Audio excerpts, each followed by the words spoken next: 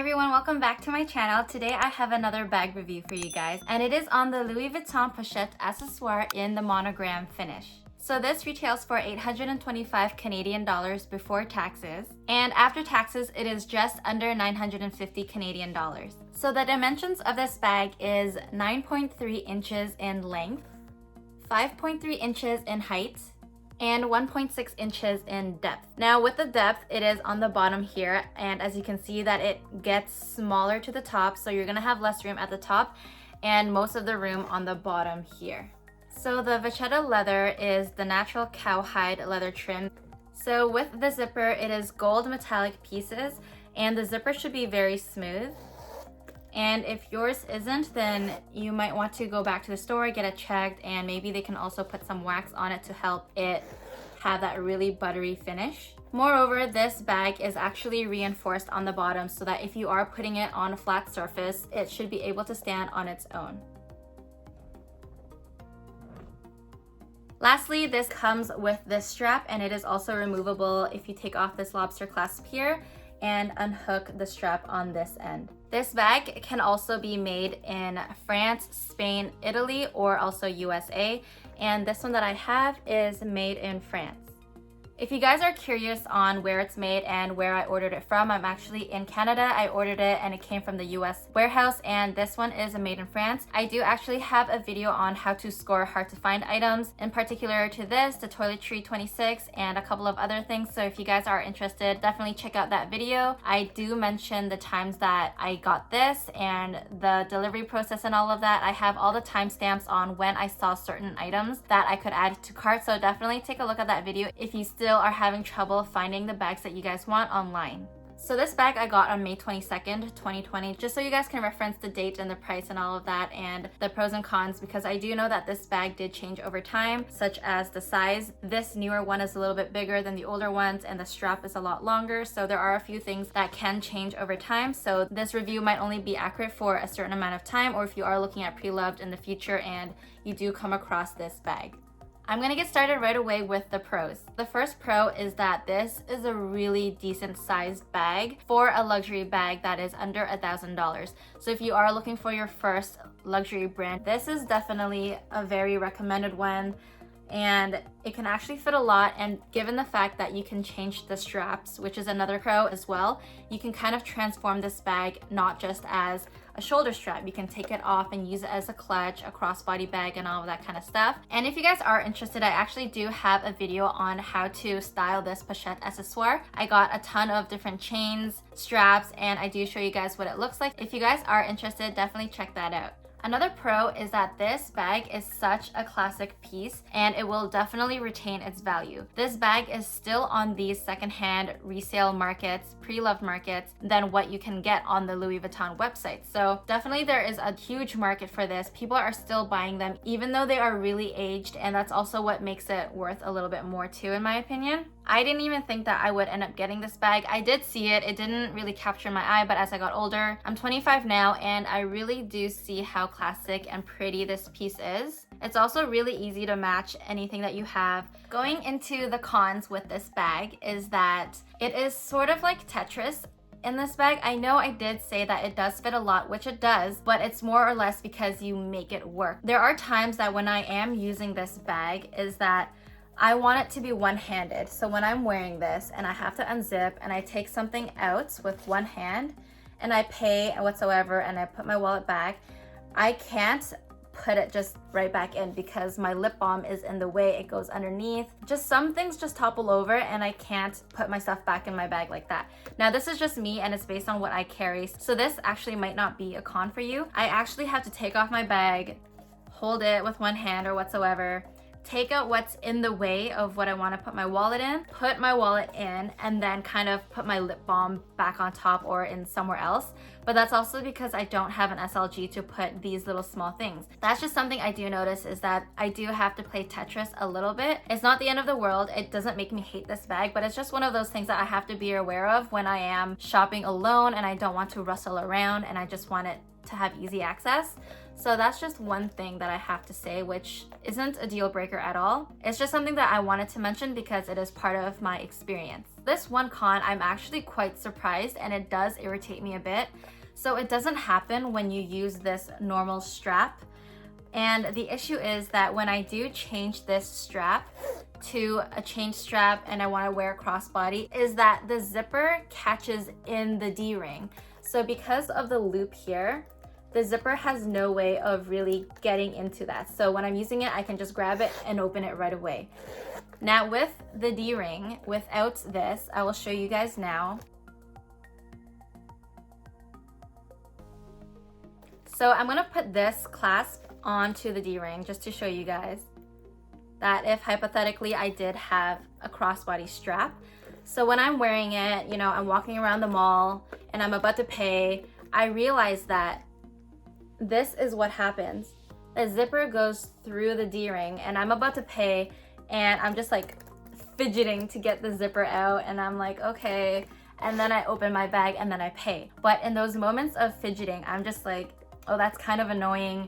And I don't know how many times it always gets stuck in this D-ring because it doesn't have that extra fabric from this to kind of block the zipper. So I don't know if you guys have this problem either, but it just happens to me. I don't know if this bothers you guys or if you guys have experienced it before, but I'm quite surprised that I found this to be a little bit, not irritating, but it's just something that I have to think about. I can't just grab my zipper and open it right away. I have to like push it back, and then, you know, this also might be a problem if you have nail extensions or long nails. Right now my nails are shorter than what I usually do, so I know for sure that if I did have longer nails, I wouldn't want to scratch my bag and all that kind of stuff. So this is just something that I noticed with the D-ring and the zipper, so I just wanted to mention that as a small con. So there are some conversations, and I don't really care for which side is which side, but even on the Louis Vuitton website and people talking are saying that the lobster clasp should be where the tab is and that this loop should be where the zipper is. Now, because of the con that I just mentioned, I would just suggest doing it this way. Have the lobster clasp on the tab and the loop where the zipper is, just so that the zipper and the D-ring issue that I mentioned doesn't happen. If you do have a personal preference, then it's totally fine, of course, but just based on my personal experience, this is how I'm going to keep it. The cons that I'm going to list next is not about this bag itself, but more on getting the bag. Because it is now hard to find, you actually have to stalk the website, work through an SA, work through with a personal shopper, or just be lucky and hope that it is on the website when you do get it. That is the issue with this bag, is that it kind of makes getting it so hard that it just might turn people off completely because it ends up not being worth it, or you have to pay a premium. It really depends on who you are, if you are willing to pay, I guess, that extra fee. Next is that if you do buy this pre-loved or off of a personal shopper website, is that it is going to be more expensive than the actual website. So for example, if I got this for $825, some people are selling it already at $900 or even $1,000 brand new because it's just so hard to find and that they have stock in it. So I really don't know. It's just on personal preference if you are willing to do that. But for me, I see that as a con because it's just not as smooth and all that kind of stuff. So you do have to put in a little bit more work. So next, I want to talk to you guys about my shopping experience when it comes to getting this Pochette Accessoire. If you guys were keeping up with my videos before this one came out, then you would know that I unboxed this video. So if you guys are interested, definitely check out that video, and I'll put the link somewhere up at the top here. The thing is with my shopping experience is that it was quite easy for me to get. I never stocked it. It's not something that I was wanting to get for 6 months that I know some people were looking for. It's just something that I happened to watch a few videos, unboxing, reviews, and whatsoever, and I'm like, oh, this bag is really nice, and I kind of want to get it before the prices go up again or something like that, and it is such a classic piece. So I actually just happened to go on the website, and it was just add to cart, and I didn't even think that it was hard to find just because it was pure luck for me, and I was very shocked. So I guess I don't really have a hard experience with getting this, and I do know that it is quite hard for other people, and especially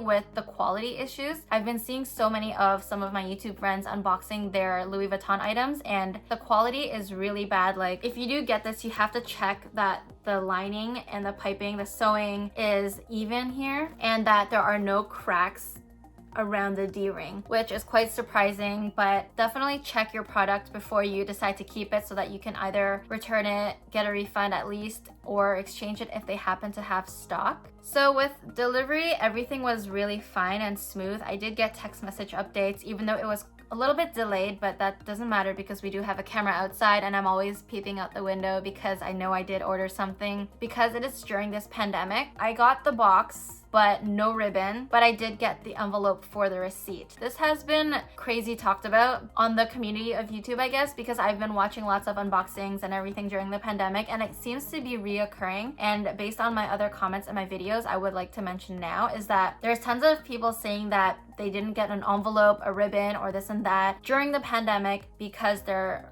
out of stock or running low.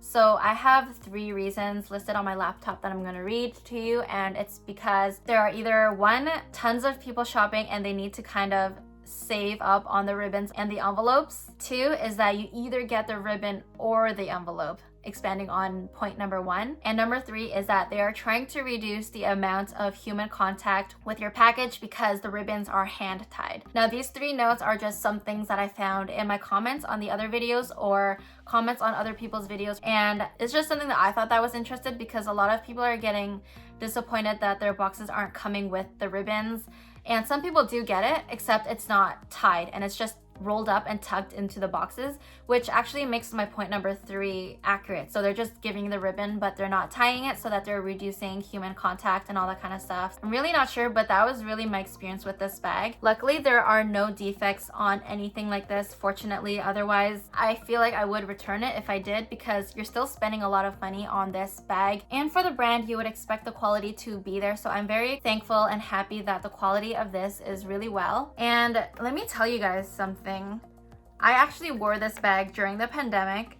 and this is so silly because I know that you're not, like, you shouldn't be wearing, you know, your good bags when you're out during the pandemic because of hand sanitizer, alcohol, and all of that. I know some people have been, which is good if you're careful, but I'm so clumsy. I got hand sanitizer on my canvas. Now I'm going to try to show you guys on camera. Do you see those marks? Now, I was stupid because I went grocery shopping and my hands were full, and right when I had the bags, like grocery bags on my hand, and I pushed on the hand sanitizer, it was like those cheap watered down hand sanitizers that literally just shot across the room. It wasn't like the gel ones. So I was so not prepared for that. I squished it and it just shot onto my bag, and my hands full of groceries. I'm like, I can't even wipe it or whatsoever. So I kind of let it sit until I got to the car, put the bags down, and then I wiped it off, and I'm like, oh my gosh. So I'm actually not too devastated because it's not noticeable when I wear it and, you know, you're walking around. But if you actually glance at it under the light, it is so obvious. If you guys have any tips, please leave it in the comments below. I did try to go on lots of forums and YouTube and Google and all that kind of stuff, but I think I'm either gonna wait until the pandemic kind of, you know, goes down, then I can go in store and I can give it to them and they can kind of fix it. I don't know the term, but like I said, I'm not too distraught because it didn't happen on the leather and it's canvas, and I'm totally like okay with it. I'm not bothered. So that is it for this pros and cons. I'm gonna go ahead and show you guys what I can fit and what I typically bring out with me. I'm gonna show you guys what I typically bring with me when I go out, and this is literally it. I have my Chanel flap wallet that I always keep in the dust bag. If you watch my videos, you'll know why. My key holder, hand sanitizer because of the pandemic right now, a hair tie, and usually a card that I keep out of my wallet, but I'm just gonna show you a Baskin Robbins just for illustration. Actually, I also forgot my lip balm.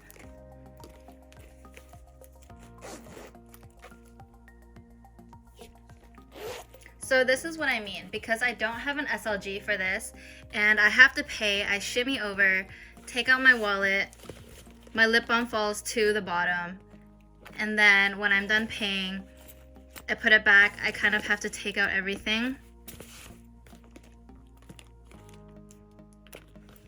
and kind of rebuild it that way. So that's part of the con that I have, but This is what I generally carry. If I wanted to give up the hand sanitizer after the pandemic, I definitely could. I would say my wallet takes up most of the space, so if I didn't want to, I could just take out a couple of cards and I would suddenly have a lot of room left in here. I could even put some wet wipes and my sunglasses. I definitely could not fit my sunglasses before because this wallet takes up a lot of room, so definitely I could even put another SLG and have my mirror and a ton of lipsticks, and then that's when I could also fit this in the SLG for some makeup. Definitely if you did have a key clay, you could fit it in here, so I'm just gonna show you guys.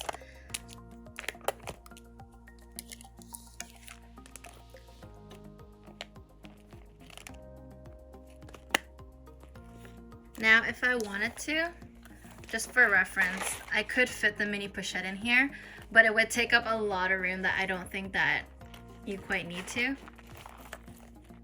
So just to recap, this is what I typically bring out with me when I'm on the go and I'm not staying out for that long. And if I wanted to get rid of my wallet and just carry some of the cards in the flat pocket, then I'm able to fit more things like my sunglasses or even a ton of lippies and a mirror.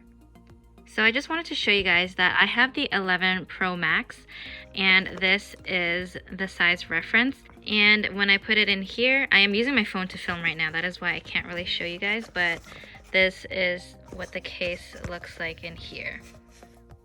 So yeah, don't mind this. This is actually not real Chanel. I bought it for fun because I thought it was just not a fake, but it turns out that there are actually Chanel phone cases, so I don't know, I'm just gonna keep it, but I am just kind of laughing now because I thought this was just for fun. But yeah, they do have the real one. But yeah, I mean, I thought it's pretty cute. It's kind of funny, but yeah, this is what it looks like. I would say you could put 4 or 5 iPhones in here, not that anyone would have, but just in terms of the scale and the thickness.